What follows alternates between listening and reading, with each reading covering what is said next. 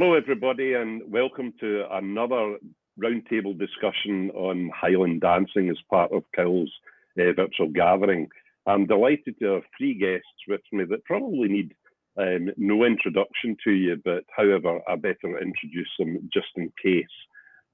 So delighted to have with me Christine Lacey MBE, who is the chair of the Royal Scottish Official Board of Highland Dancing. And next to Christine is Jean Swanson, who is the Vice President of the Royal Scottish Official Board of Highland Dancing. And joining me with the male in the quorum here is Billy Forsyth MBE, who is the President of the Royal Scottish Official Board of Highland Dancing. Now that, I was saying, is the last time I'm going to say Royal Scottish Official Board of Highland Dancing, because it's quite a tongue twister. We'll call it the board, refer to it as the board from now on. Good. But nice to have you all on as part of this virtual gathering, and nice to see you all looking so well. To start off with things, we must realise that we're right in the middle of a pandemic, and hence the reason we're talking just now. And sadly, that this weekend, the Cowal Highland Gathering and the World Highland Dancing Championships are not taking place. So a disappointment for me personally, for all involved at Cowell, and I'm sure everyone involved in dancing worldwide. How, in your mind, are dancers and people involved in Highland dancing coping with the pandemic? Christine, could you answer that? Yes, certainly. Thanks for having us, Ronnie. Oh, you're welcome. The kids are kids the world over. Yes, they were devastated, the same as everyone that's involved in the dancing community were and are concerned about going forward. First and foremost, as we've all agreed, is the health and safety of everybody that's part of our community. But as far as the dancers, Mr. Forsyth has said for years they're the most disciplined group of children in the world, which gets proven time and time again. And they are also the most resilient, and it's been proven just recently with the number of virtual performances that these children are taking part in all over the world, keeping themselves fit, keeping themselves involved and still enjoying their dancing. It's just phenomenal what's going on. And latterly, there has been so many fundraising activities, again, with the kids' performances. And it's just heartwarming. It just shows you the passion that's there within the dancers and the teachers, and obviously the parents support and all that. So very gratifying. Right. It's like one big happy family, I suppose. And I've been the same. I've been overwhelmed about the amount of support we've had for this event. I mean, right across, everybody we spoke to, people just delighted to get involved, to be doing something. So it's great.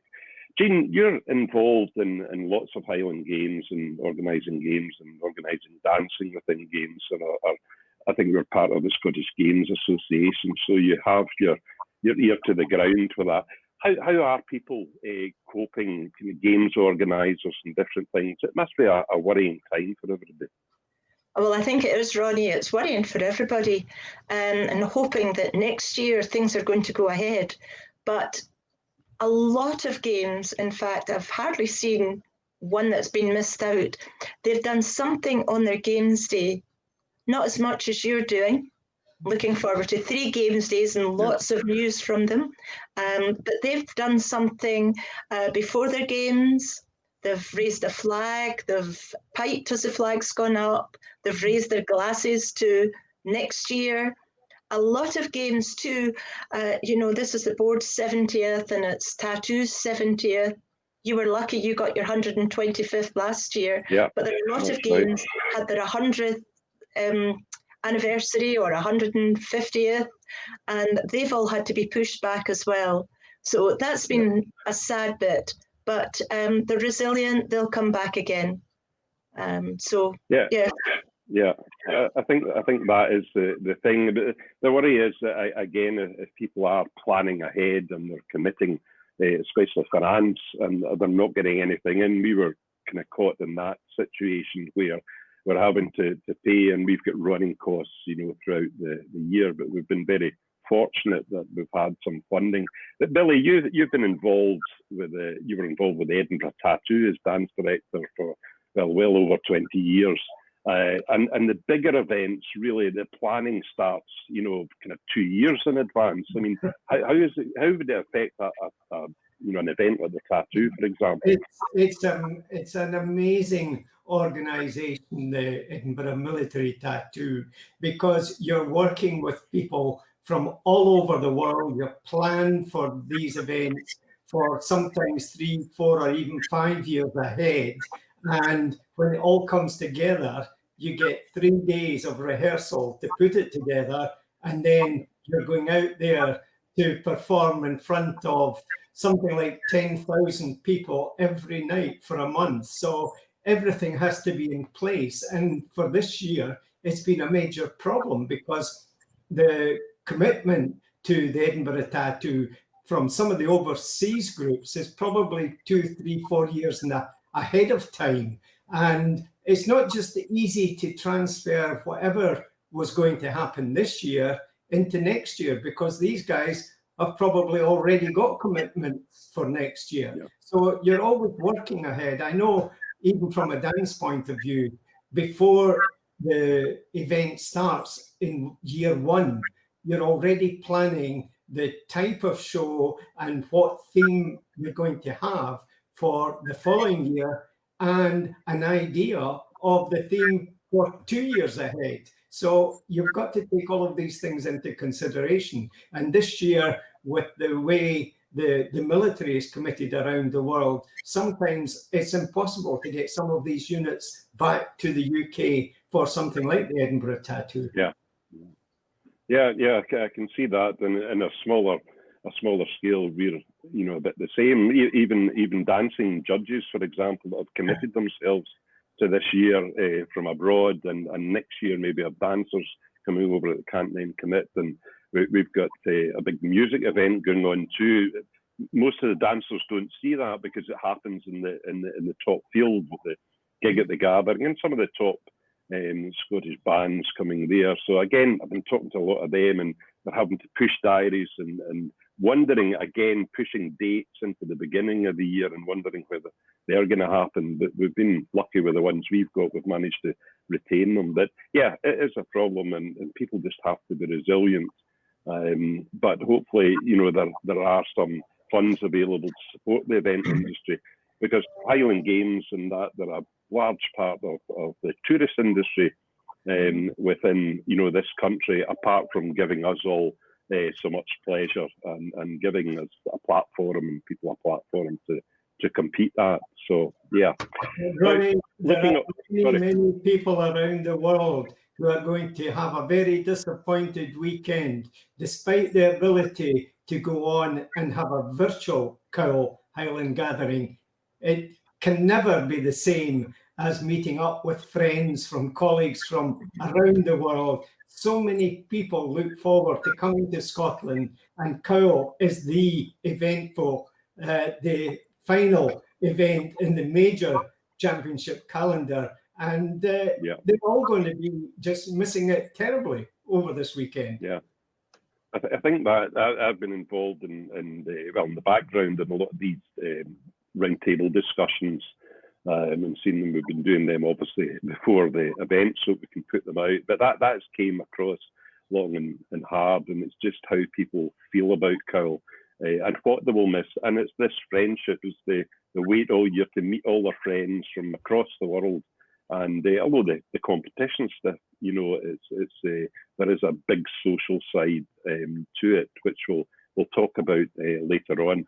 Well, I'm interested while I've got you three on just now, and this is, I suppose, the same as a lot of people involved in Highland dancing and piping, that each one of you have been involved. I'm not going to ask you for how many years, but let's say since childhood as competitors, through having successful competitive lives, and then not leaving that, teaching, judging, games organising, competition organising, And as if that's not all enough, then you get involved in the board, and I know what that takes. And Billy, you were chairman of the board, Christine's position, for 25 years.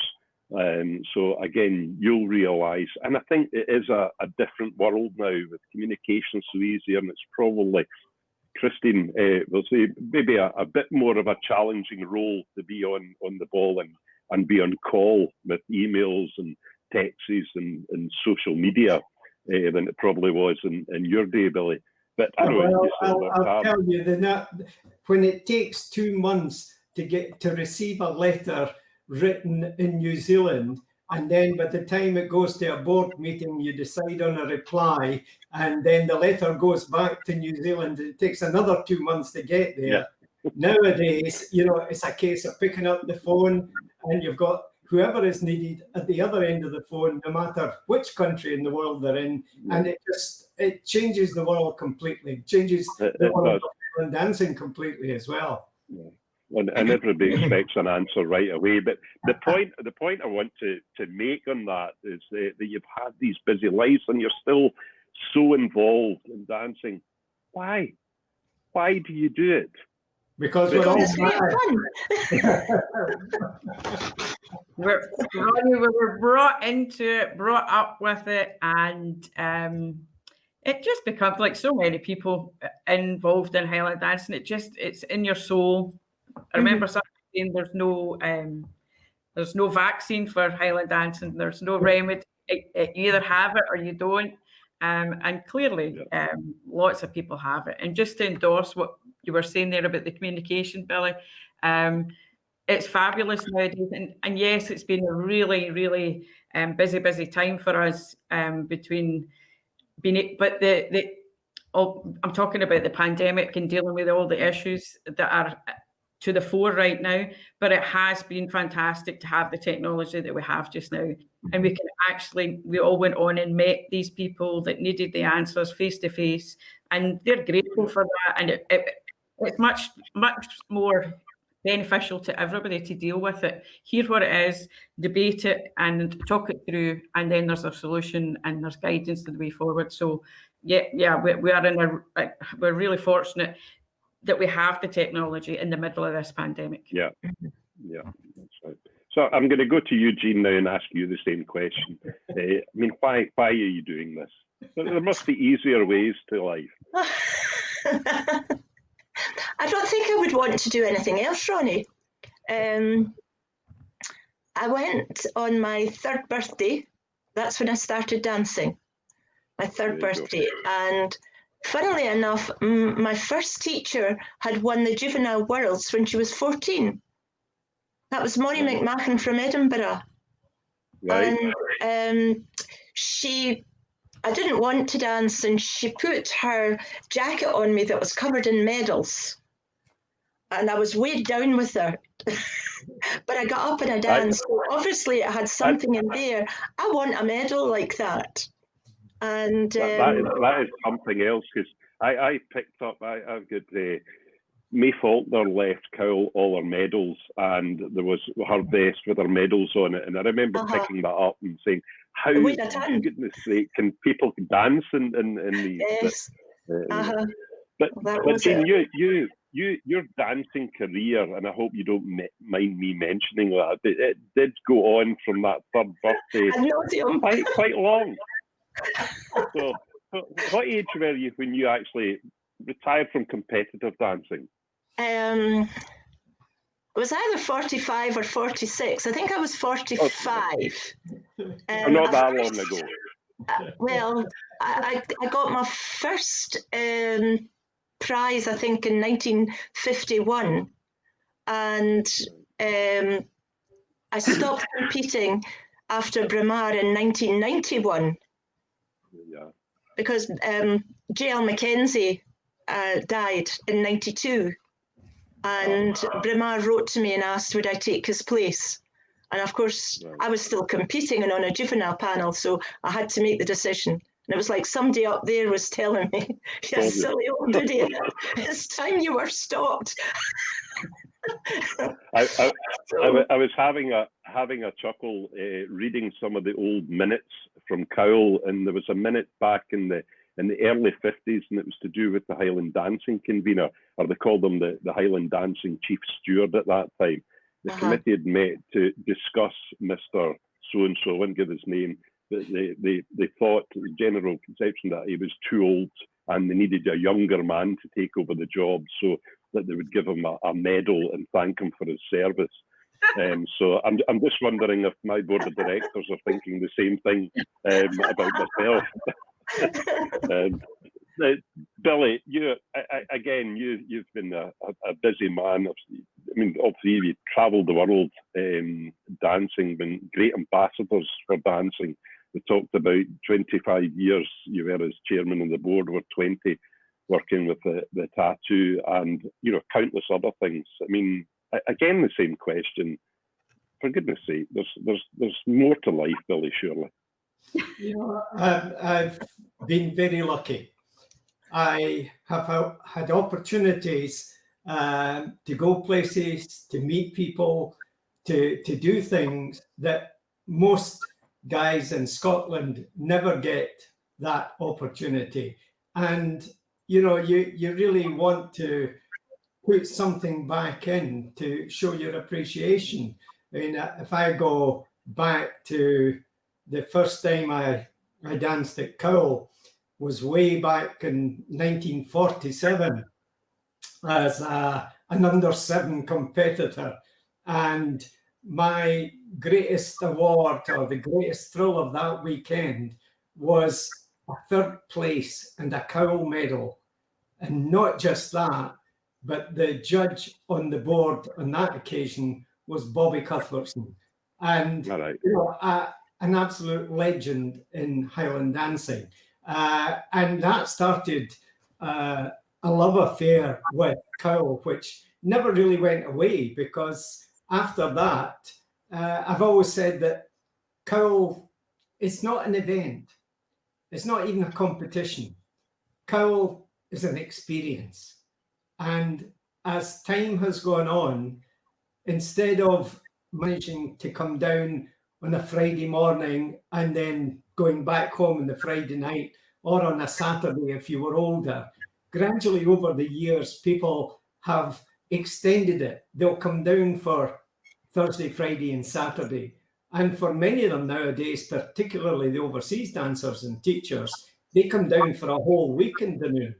And that experience of being in a relatively small Highland village for that length of time in the run-up to the world's biggest Highland dancing event is really something that you have to experience. It's not something you can tell people about, because it's never the same.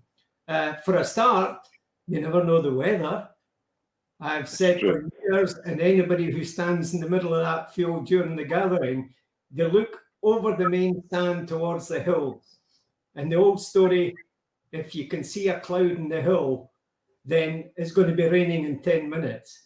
And if you can't see a cloud on the hill, it's raining already.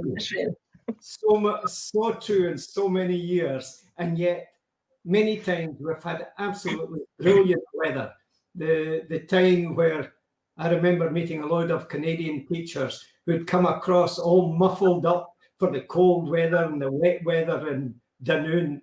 And when they arrived there, the sun was splitting the sky. They had all to go out and get a new wardrobe, because they just couldn't have existed with all these muffled up jumpers and everything else that they thought they needed. It really is. It's an experience which is not to be missed, because you just don't get that experience anywhere else in the world. Well, that's true. And when you talk about the weather, and it seems a common theme when we all talk about Cowell and your dancers talking about the weather, but we do have to remember that we do get some good days, although last year I would quite happily forget. But also a memory I've got, Billy, of yourself and me, and it was the last time we went into the Queen's Hall and shuffled everyone down there. And I remember the question came, it looked as if it was going to brighten up, and you come up to you, what do you think? And the both of us walked down onto the pier, the old coal pier, and we're both looking over the hill and kind of looked at each other and nodded our heads and went back in, and everybody moved up. I think I stayed down and got the confine finished off, and everybody moved to the stadium. And you'd said this is a do or die situation. If we get this wrong, it could be a disaster. But it's interesting too, thinking about the passion I know you have for Cowell games, and I share that. And that passion for many years, I don't know, 40 years, you were our compere, you were the voice of Cowell, the first person that people heard. But I always remember at the final fling, just as they were finishing the last step and you would announce who the winners are, there was always that tremble, there was always that wee lump in your throat, and everybody knew that, and that's passion. And it's something the present chairperson of the board has actually developed. I noticed when she talks about Highland dancing, and she talks about Cowell as well. But so Billy's talked a wee bit, Christine, there about his earliest memories back to 1947, and he's going to get a little surprise during the virtual gathering, because I showed him a wee clip that I had unearthed, and it pictures himself, Wilma Tomley, I think Richie Gibson in it from the early 60s, but I've got something earlier that somebody that you know very well, Heather Jolly, was unearthed, and it was in her first trip over here in 1959. So hopefully we're going to show that throughout the virtual gathering, and I'm told that you're in that one too, Billy, so keep an eye out for that. Anyway, Christine, Billy's talked about, Can I just say, Ronnie, that's before I was born, before you asked. and me too, Christine. Just. Sorry, Billy talked here about his first Cowell experience in 1947, and you obviously a different generation. Can you remember back to your first thoughts about Cowell in the early years? Yeah, I'm anticipating getting asked something along these lines. So I've got a couple of scenarios, memories. One year in particular, where the stand is just now, when I was that age, in the late 60s, early 70s, it was the left-hand side of the grandstand, over where the dancing was at the side. Yeah. And I remember, like, we all were asked to go over, so I don't know whether I was 8, 9, 10 or whatever, but there was over 100 of us, and we were all lining up and getting, this man was putting us into order and all the rest of it. And the next minute, Willie Cuthbertson, Mr. Cuthbertson, walks across. He was one of the judges, and he gathered us all round to tell us they would never get through us doing all the steps, and we had to do there was to be finals. So we were told we were to do 4 steps in the fling and 2 and 1 in the sword. So we were all giving it, yes! We hadn't figured out we were going to have to dance again and do full steps the second time round. Anyway, we were told to do what steps. So there was a mild panic going, right, okay, we've been programmed to do these 6 steps, now we have to do these specific 4 steps. But I do vividly remember being on the platform, and when it came to the swords, thinking, great, I have all this energy left, I'll be able to give it yeehaw for my first step. And I remember looking down and going, I can't even see the sword, because it had been pouring with rain. The board was covered in sawdust. The swords were not what the dancers have now, not what you provide nowadays. They were just wee flat bayonets. And there was just a wee hill of sawdust crossed. It was for all the world like a cross of sawdust. And I remember going, and I'm looking at Mr. Cuthbertson going, and he knew what I was thinking. I'm looking at the sword and looking at him going, I can't see the sword. And he's going, put your feet in the middle of the boxes. That's all you need to worry about. And I'm going, then I got for going, what was that exhibition all about? Mr. Factory was not amused. And then my other memory I have to tell you is when we only live about an hour and 15 minutes from sunny Dunoon, and we always travelled around during the day of the event, and we were on the ferry. So we got the car, hired a car to get to the ferry, and the ferry, it was fog bound. So we sat on the boat for, I think, 3 hours. It never moved. So we missed the flying, we missed the swords, we missed the chantreuse, and we got into the field, running in, and the kids were all up doing the reel, and some of my competitors were all waving at me going, you've missed it, and I'm going, thanks. I got in time to do the reel, and in those days the reel didn't count.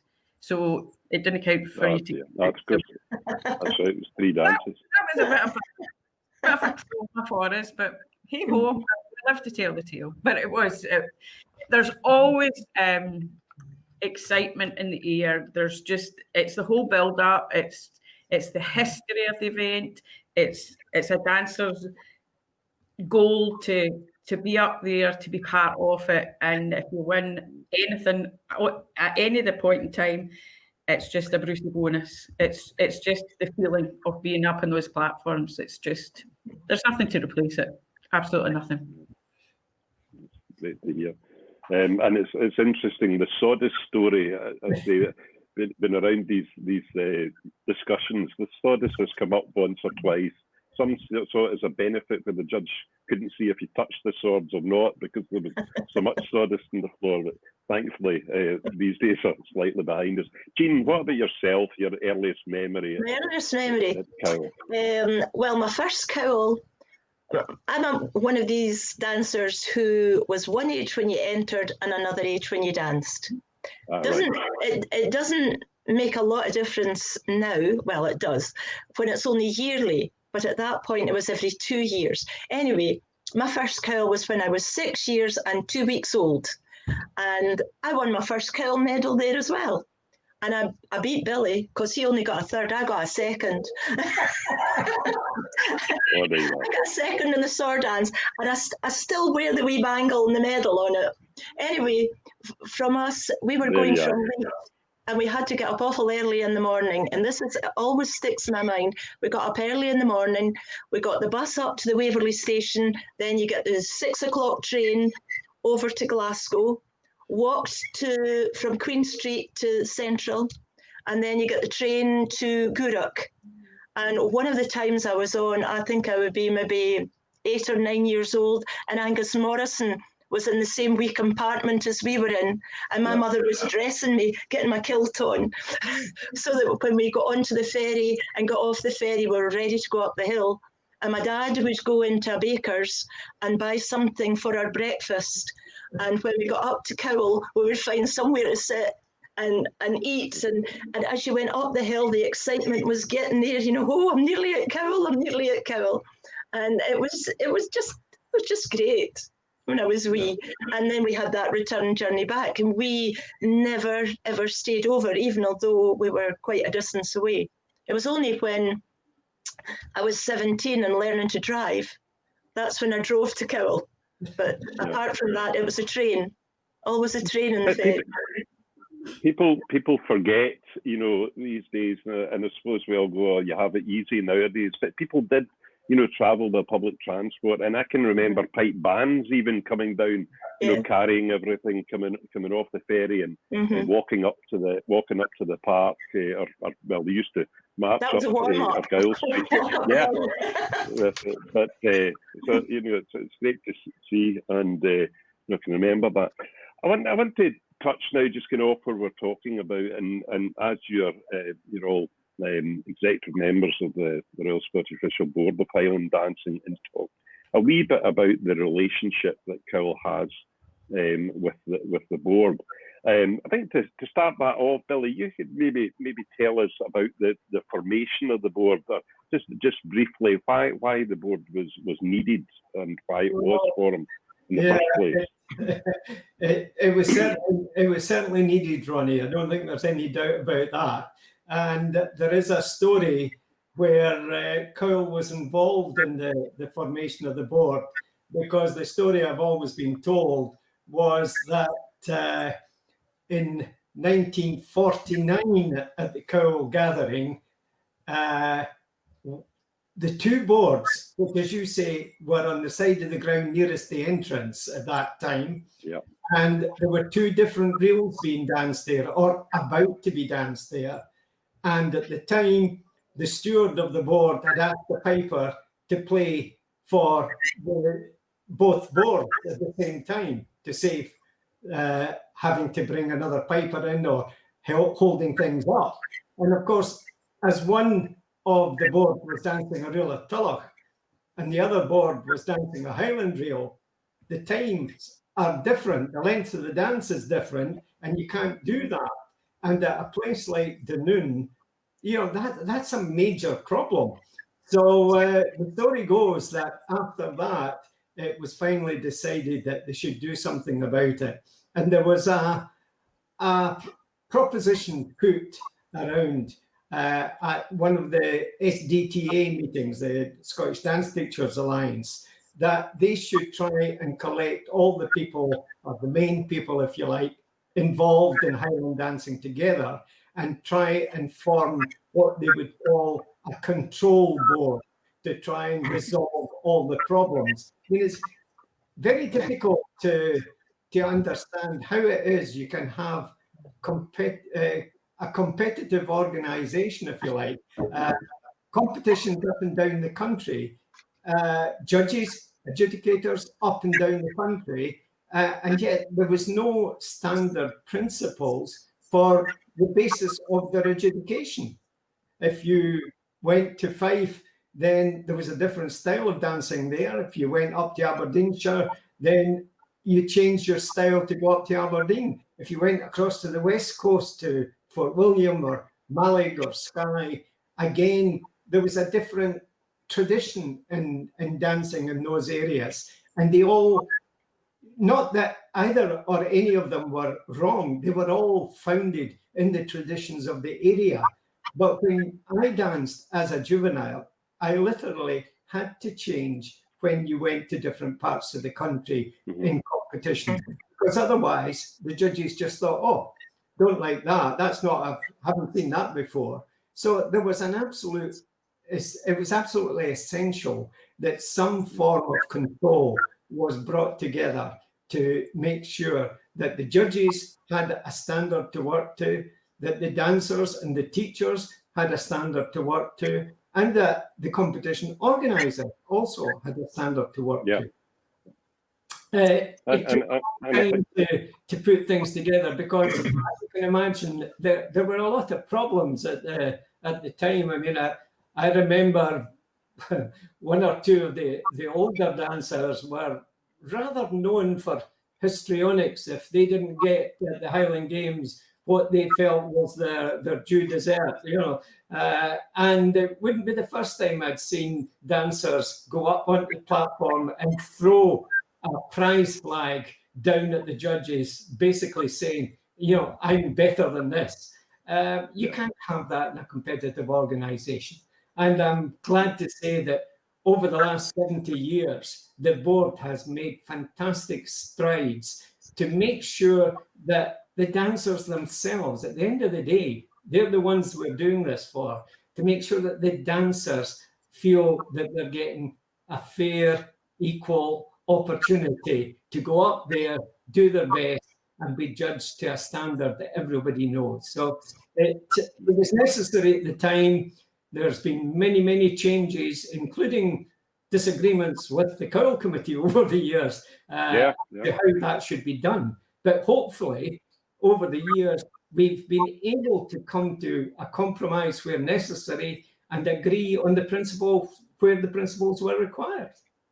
Yeah, I think that is very true. Thankfully, when you talk about these problems, they weren't in my lifetime. I've been involved over 30 years and going to board meetings, and we've had a very good relationship. But before that, and it was interesting, the fact, and I've been looking through some old minutes where Cowell were supportive of the board and the formation and were involved early on, but there was documents where Cowell didn't see the need to register their championship because, after all, it was their championship and not, the Scottish.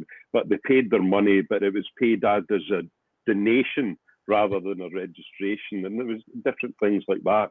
And Cowell had also some rules where that they felt that anybody that made any income at all from dancing was a professional, and they had a strict amateur code of conduct. So a lot of board judges were also teachers, and they wouldn't have them. So that's why you ended up with major so and so and major this. So we weren't necessarily all dancers, and they were also, it was much to the regret, I suppose, of a lot. They were very sexist in these days. It was mostly it was all men, and they wouldn't accept women. These things have changed, but it took quite a while. And it took the threat of the World Championships in 1 year get moved, or the boards championships were held in Gourock, and Cowell continued with their championships. And I think then probably the lights switched on and realised that we both needed each other as much, and compromise was then felt, and the World Championships would be at Cowell, and ever since we've had a fantastic working relationship, and it couldn't be stronger. I'm in regular contact with you guys, asking your advice and things, and we want everybody to feel that they've got some input. So it's onward and upward. There was a meeting in the Charing Cross Hotel in Glasgow eventually, where we thrashed out all of the arguments for, against, all the rest of it, and we came, as you say, to a compromise and made sure that dancing was the winner at the end of the day. Yeah. And that, I think part of that compromise, if you like, was the board's agreement at the time that Cowell have held effectively world championships from about 1911 in Highland dancing. And that is the home of the world championship. There is no reason to change that. Cowell agreed that they would come in line with a lot of the board regulations, which at that time they didn't. And between the two of us, we've taken the whole thing to a new level. And that is compromise at its very best. Yeah. But talking about just taking it further, Christine, for people that are watching this that aren't really dancing related, or I'm always aware that new people coming into dancing that maybe don't know a lot about the board. But how just now in the modern day is the board formulated, and who is represented? In other words, who are the board? Well, the structure of the board is quite, it's really quite simple, made up of membership, which is open to associations, organisations and individuals. And in broader terms, but without identifying names, etc., we have the examining bodies, which I refer to as the pillars of the board. We have representative members, who are organisations that have their headquarters in the United Kingdom. We have 5 affiliated memberships, so namely that's your overseas organisations, which is Canada, America, New Zealand, Australia and South Africa. We have competition organisers, 14 of those that serve on the board. We have 10 independent members, and we have 12 honorary members, and we have associate members that attend but don't have a vote. So broad spectrum of representation between individuals and organisations and associations that are either teaching they're mainly professional organisations that are the structure, and then we have the additional ones that I've already mentioned. And I know from being at meetings and listening to many discussions that everything, it seems to be at the heart of it is about the dancer, and that's the way it should be. It's looking after that, and I think that is the way also of competitions, and certainly we adopt that at Cowell. It's first and foremost, it's the dancer, and that's why we've over the years been able to, when finance has been available, to start making improvements, and Billy over the years too has been a big part of that in giving advice and talking over things. And the first, I'll never forget the first time when we first talked about we need to get something over these main boards to stop us going to the Queen's Hall. Yeah. And I look back when I look and see the scaffolding that was erected. Came from one of our directors, Douglas Campbell, who Douglas was an entrepreneur and just a go-getter and a doer. And there was nothing it couldn't be done in Douglas's mind. And he donated the scaffolding, we put it up. And myself and the Thursday, we hadn't the Thursday at that time, it myself and Ian MacDonald, who, for anybody that doesn't know, Ian was the piper for many years for dancing. We'd been down at the sunset ceremony and he'd been piping for some dancers there. And we come up and we were sitting having a beer up in the stand, and the floodlights were on and the chaps were trying to get the covers over the top. And we're having bets of whether this new cover was actually going to fit or not. But thankfully it did, I think, about 1 o'clock in the morning, ready for the next day. But yeah. Absolutely.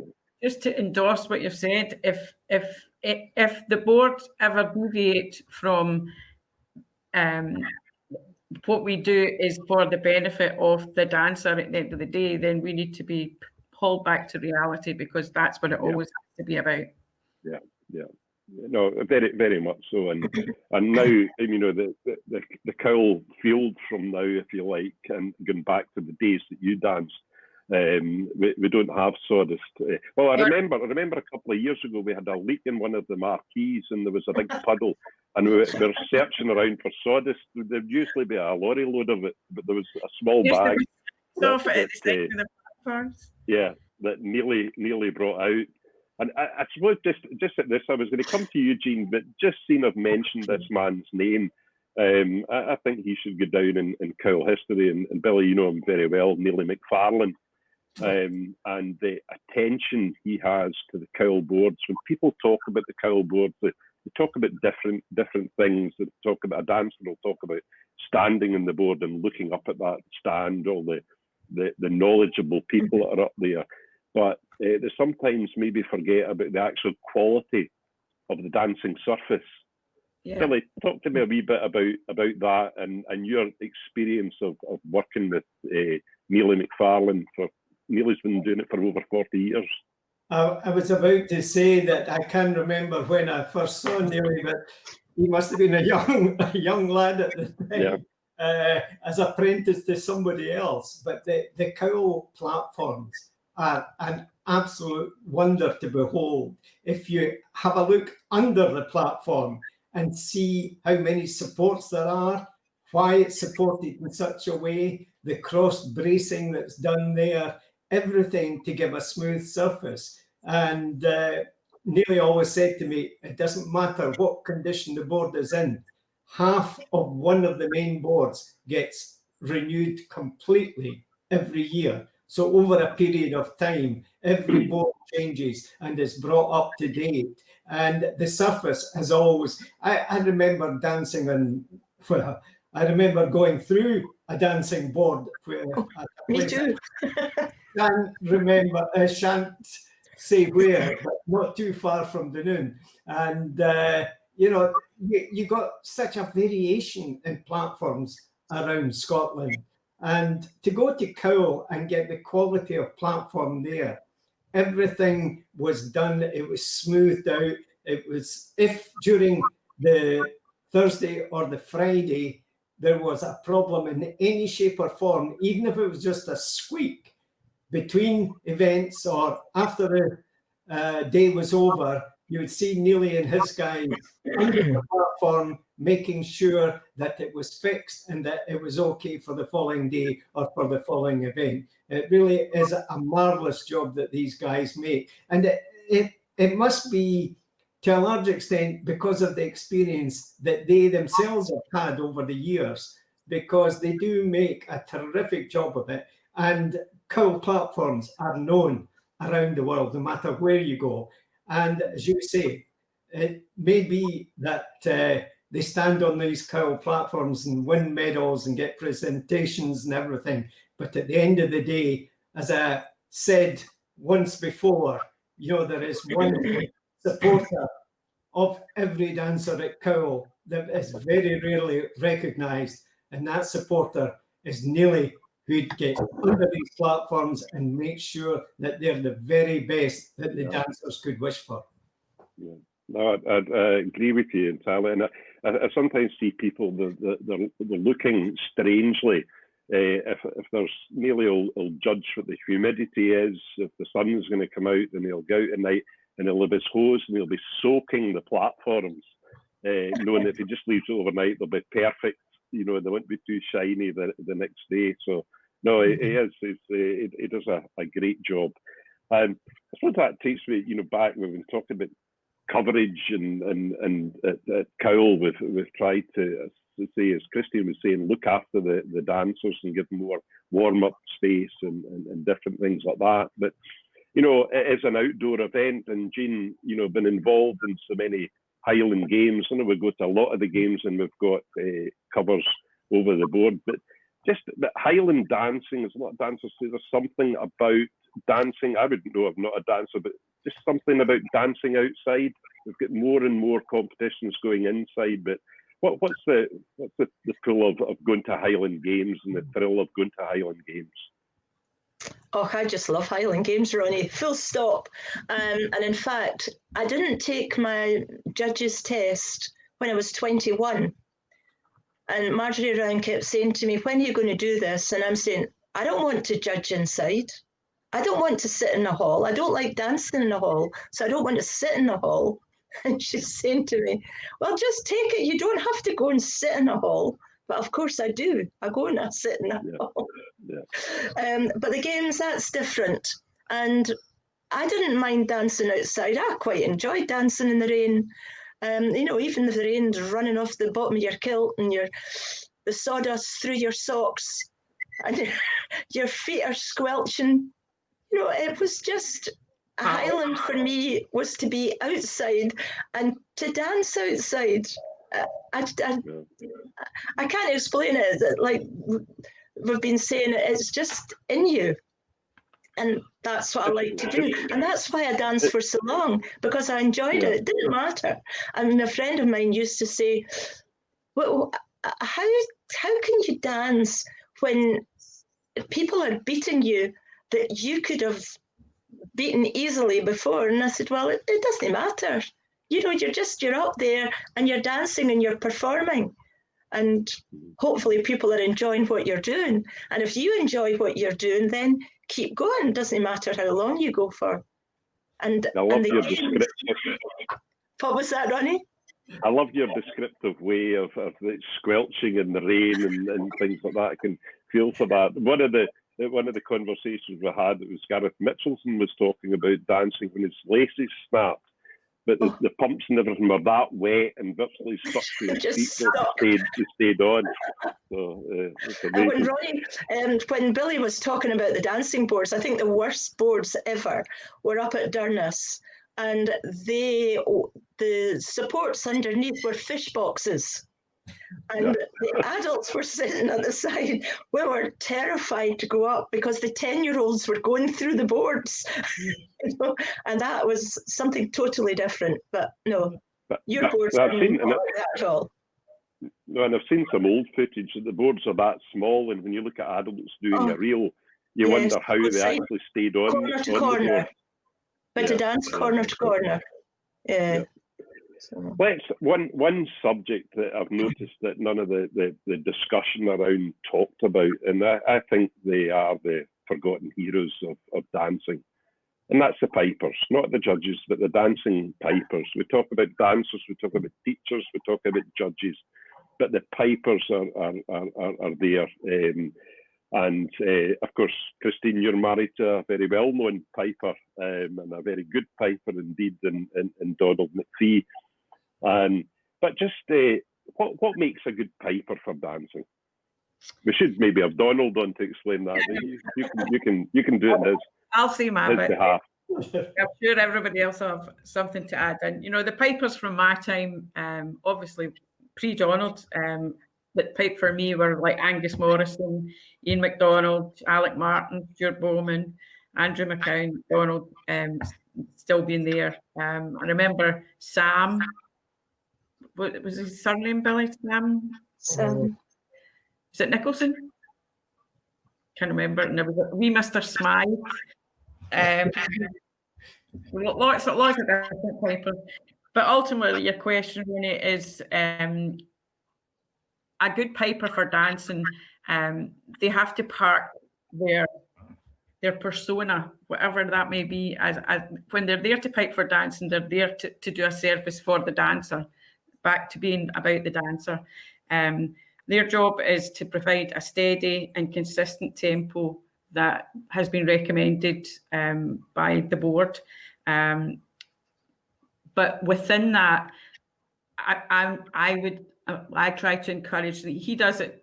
It's part of who he is, but the musicality of the tune and the choice of the tune to go with the dance, that's very important, that the dancer has the piece of music that they want to express through their rhythms within their specific steps. It's not just like the Gilly Callum for the sword.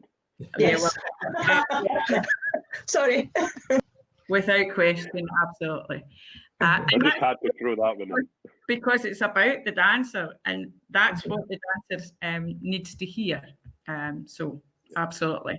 But we're very fortunate with the pipers that we have that do deliver that for the dancers. And I know they come from all over the world and love to do that for them. So that's all great progress as well. It's just it's a shame when you go to, so many competitions now, and there is a lack of pipers, or there's a nervousness sometimes with pipers playing for dancers. I know the piping school run a course. In fact, I think David Wilton was teaching at that course, but for pipers and training them. But I remember, fondly with when I kind of started getting involved. Of course, it was Stuart Bowman, Alec Martin, and Ian, and a great friend of mine. Over the years used to stay with us, and Alec was such a gentleman, and so was Stuart. But and Andrew, of course, I think Andrew just started before, so the two of us have kind of grown up. Let's say we're young men, still are pretty young at the time. But there's been lots of great pipers come in over the number of years, and I've gone. I keep always thinking about Richard Anderson, and it was something Rachel McLagan said to me said when you were on the Cowell boards, the pipers stomp seemed to be louder than any other boards. And I said to her, when Richard Anderson was there, he used to bang that board, and there was no excuse for a dancer being out of time at all with him. Have you anything to add, Billy, about pipers over the years, or stories about pipers or anything? They say that pipers should keep a steady tempo right throughout a dance. And it's true, because you need fairness and equality for everything. But I have to say that when I was dancing at Cowell, there was one man who used to start in his sword dance, and he would build up that introduction.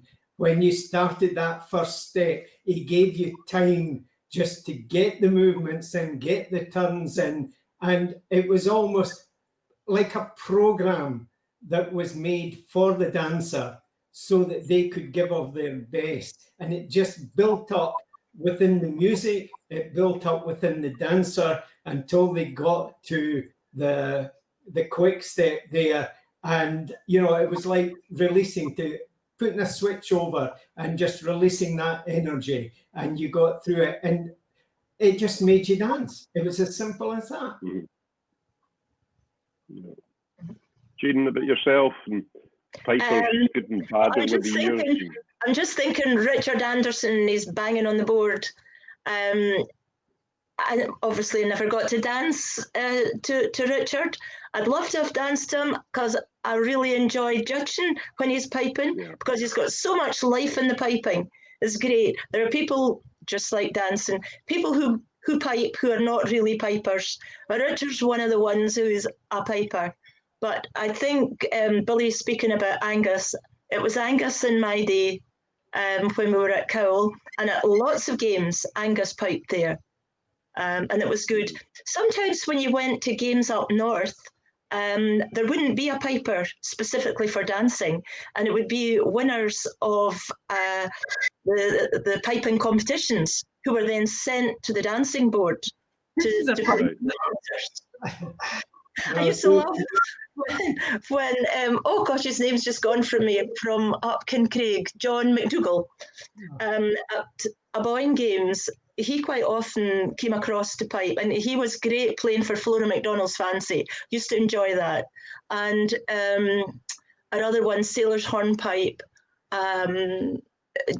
John Burgess. Love dancing hornpipes to John Burgess. And again, that was competing pipers coming across to play for the dancers. But now we have our dancing pipers. And that's good. We're lucky with the ones we've got. Really lucky. There are some good pipers, very good pipers indeed. And get back to that wee story about Richard, when he did come to me and said he felt it was time to retire from playing for that standard of dancer. And Billy and I had talked, and we cut him his own section of the Cowell board and put a plaque on it so that he could take home and practice his pipe and stamping and that. And he was quite thrilled about that. It's now pride of place. Anyway, I could go on for ages now. A couple of questions. I just want to come back to Cowell and just talk about your view on the importance of Cowell. Billy and Christine, you're both ex-world champions, really successful. You know what it's like from that. And I look at the dancers nowadays and the quality of the dancers, and they come and you have to just kind of kick yourself to see you're witnessing something great. So many great tussles over the years, much great competition. And what I'm amazed at, and it's true, it's last year in particular, I watched all the dancers that have won the trophies and that, and a great camaraderie there is there. But what is the importance of Cowell to Highland dancing?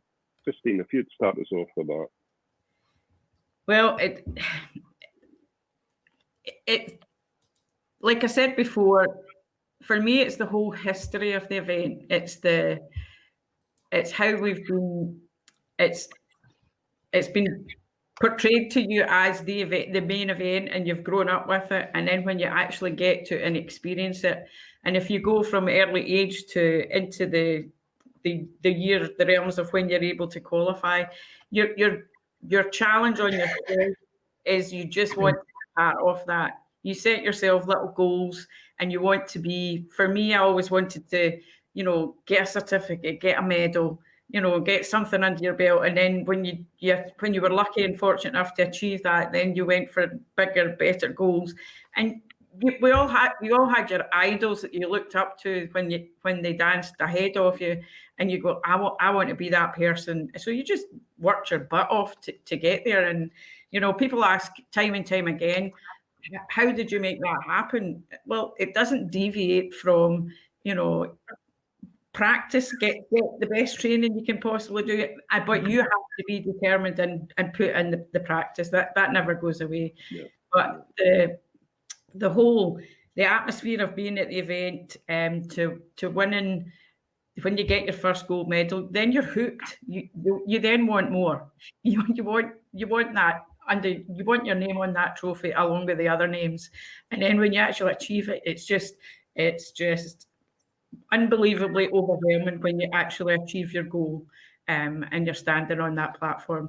And when my day, it was Billy announcing it, and you're like, it's just the whole buzz, the atmosphere. There's lots of words to describe it, but it's just basically about that you've achieved that sense of achievement. That's what it was for me. Billy,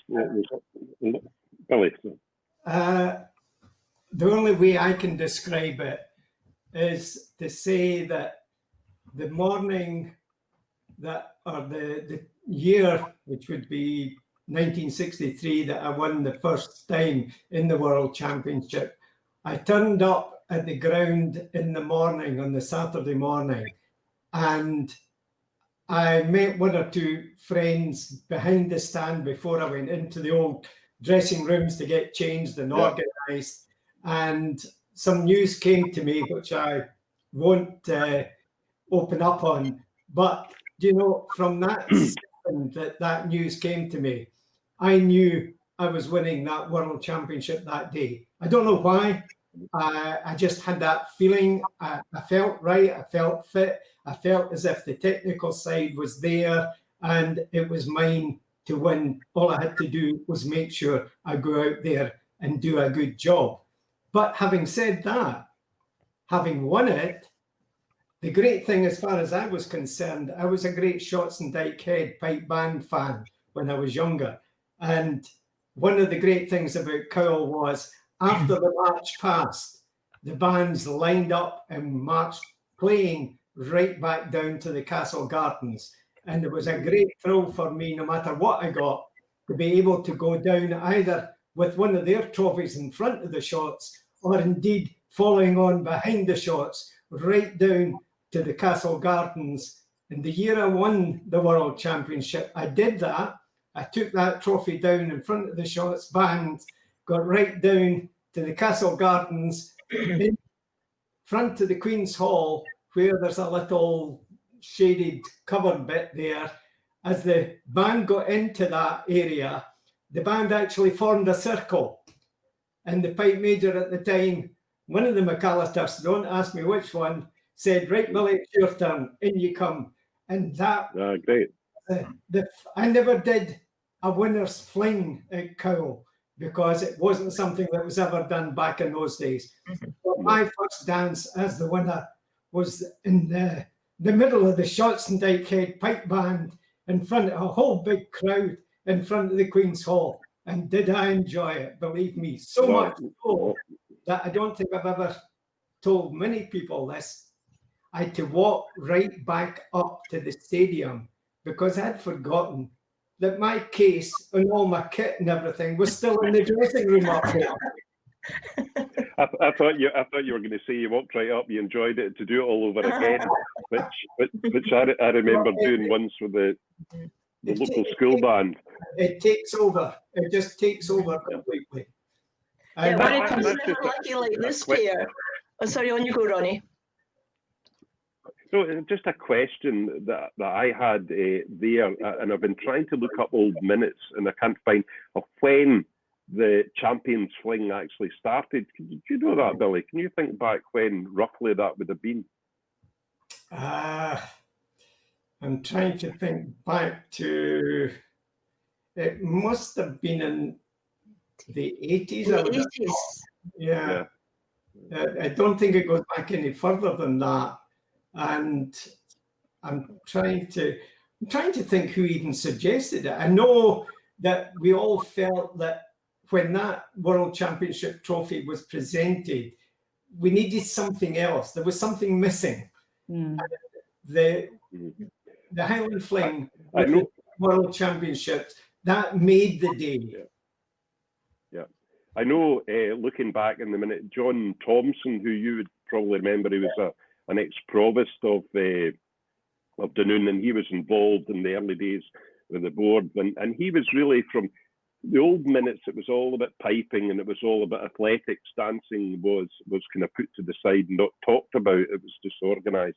And John Thompson was the first one I saw within the Cowell committee at that time. It really pushed the importance of this as a world championship and needs to be given more. And through the years, obviously, it has been. But there was a part where they said that they thought the world champions, they got some, some garage offered a car, an open top car, which they adorned with flags, and the champions could go round the outside, and that was the start of that. So the Fling came away after that. So, Ronnie, Ronnie, before you finish, can I just pick up on you said earlier about the camaraderie with the kids at the side of the platform? Even to this day, like that's been like from my time, that's what I experienced. And somewhere along the line, everybody's doing something right for me, because when you stand there on the Saturday and all these kids come back, and whether they win, lose or draw, they are there supporting one another. It's phenomenal to stand and watch. It's worse. There's something worse when there's a blooming tie and everybody holds their breath and your heart goes out to these kids. And and they obviously get trained the same as what we all did. And you were told, you were warned within an inch of life, whether you win, lose or draw, whether you get nothing, you stand there with the biggest smile on your face. So that you learn from an early age, you're like, do what you like when you get home, but you stand there and you congratulate everybody, and that's what makes a true competitor. all about sportsmanship, and that I'm not going to get into the question of ties has come up in two of the other roundtable discussions, but I'm not going to go into that one. And I think there is something that looking at the friendliness just now too with more the overseas dancers, and I think Colleen Rintamaki had talked about coming over here, and she was so focused in her dancing, and the year then she had off and then come back. She talked about she wanted to really experience Cowell because she felt she hadn't done that because she was so focused on what she was doing. But and talking that and looking at the way social media works and things like that, these kids are not just meeting up once a year. They are friends on social media, so that it's just like seeing friends again. So I think with all that, with the work you're doing in the board, with the work countless other peoples are doing, across the world, whether it's organisers, teachers, judges, organisations, the future of Highland dancing is in a very good place from where I see it from the outside. I'm sure you'll agree with me on that. But it's time. I'm afraid this has come to an end. I've really enjoyed the chat with you. And I suppose that the final question, it's Cowell weekend. I'm going to be completely lost in what to do. This is my night. Wednesday night before Cowell, I usually sit in what the heck do I do this for? When all the stress. But thinking back to your answers, that's the reason.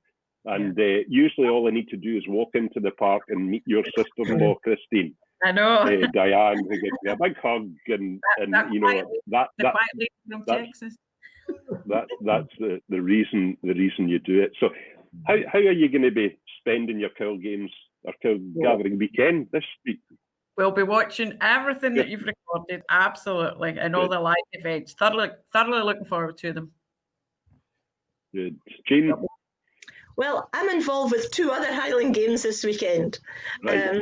Friday night, we're doing something for Pitlochry Games, which is the second Saturday in September. So we're filming that. And on Saturday, Braemar are doing something for their games, which would be the following weekend.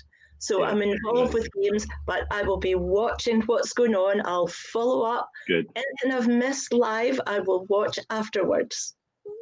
That's the beauty of the Facebook and YouTube. It'll be there. Absolutely. For a while. Billy, what about yourself? Well, I'll certainly be following what's going on online over the next few days. And maybe I'll be thinking back to my regular first thing on a Thursday morning. Good morning, dancers, and welcome to Cowal Highland Gathering Thursday. Good morning, dancers. Welcome to Cowal Gathering Friday. Good morning, dancers. Welcome to Cowal Gathering Saturday. These are the things that you miss, that, they set the scene.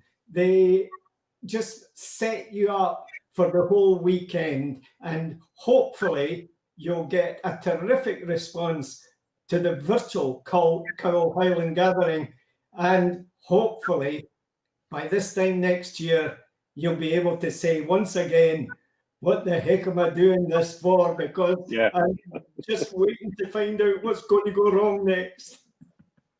No, the thing is I'm the lucky one because there's so many people around about, and I've always said that, if one day nobody's indispensable, and if something does happen, everybody would pull together, and not just in dancing and piping, right across the games. I'm very fortunate to have a hard-working board of directors that do these things. But I will miss it. We're talking about our family getting together and having a wee games ourselves out in the back garden. So that luckily there was somebody laying carpets in here, so we've got a caber. We've got dancers, pipers. So I think we're all set. We're going to look forward to it. But putting on the virtual gathering has been great. It started as a small idea and then just developed and then just blew out of control. But hopefully there's lots of good things will come out of it. So Ronnie, thank you. Yeah, Ronnie, it'll be well received the world over. I would I'm hopefully. absolutely certain of that. And before you finish up, can I just thank you on behalf of the board and all the dancers for everything that you do for them. Maybe it goes unsaid at times, but it's very much appreciated.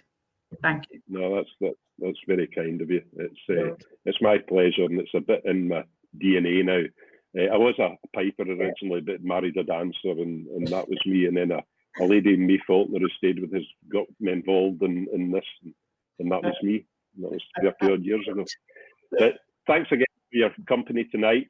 We could have been on for much longer, but it's very much appreciated. I hope you stay safe, and I really look forward to welcoming everybody back next year, and no doubt I'll see you before then. But I think 2021 is going to be a big part. Absolutely. Thanks again. Absolutely. Bye. Bye.